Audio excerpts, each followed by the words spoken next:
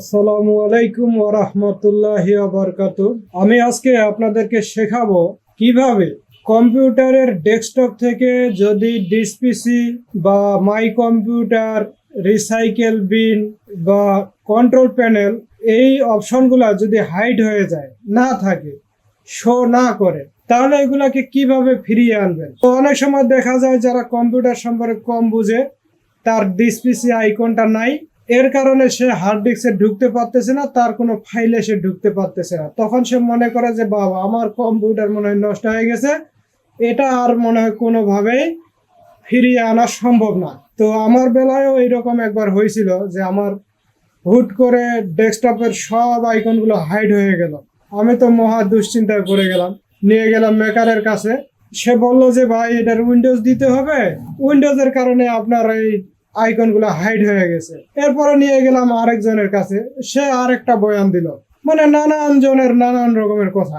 আমি পড়ে গেলাম মহা বিপদে।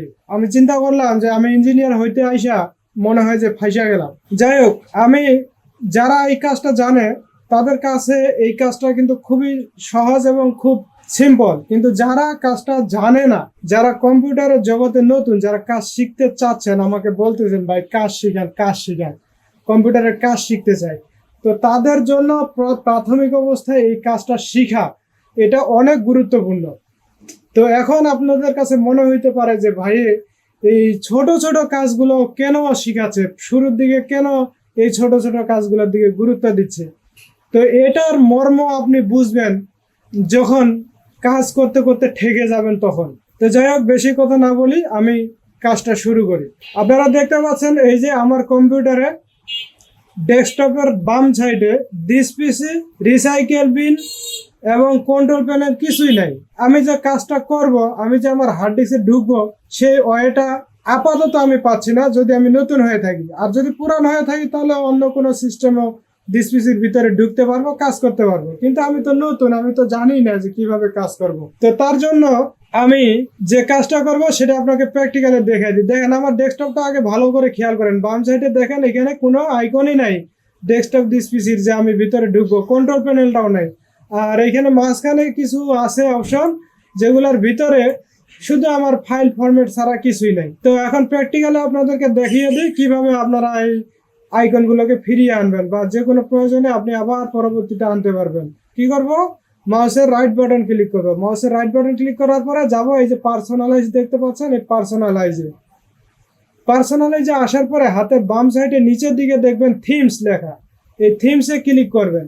থিমসে ক্লিক করার পরে আপনি দেখবেন এই যে ডেস্কটপ আইকন সেটিং, ডেস্কটপ হাতের ডান সাইডে উপরের দিকে ডেস্কটপ আইকন সেটিং, এই ডেস্কটপ আইকন সেটিংয়ে ক্লিক করবেন।